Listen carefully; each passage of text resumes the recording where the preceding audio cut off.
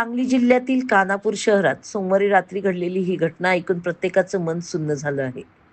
मित्राचं नातं, जीवाभावाचं नातं, पण या नात्यालाच आज काळिमा फासला आहे.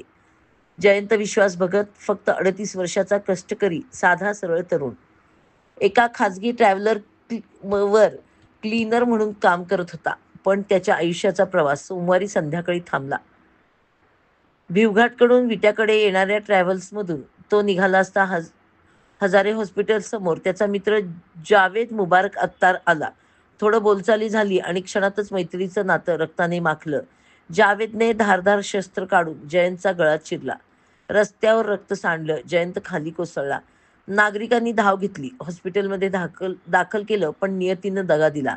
रक्तस्रावामुळे जयंतचा मृत्यू झाला. घरातील कुटुंबीय, मित्रपरिवार आणि संपूर्ण खानापूर हादरला आहे.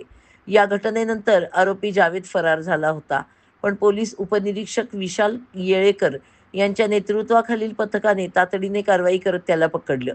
उपविभागीय अधिकारी विपुल पाटील आणि निरीक्षक धनंजय फडतरे यांच्या मार्गदर्शनाखाली तपास सुरू आहे.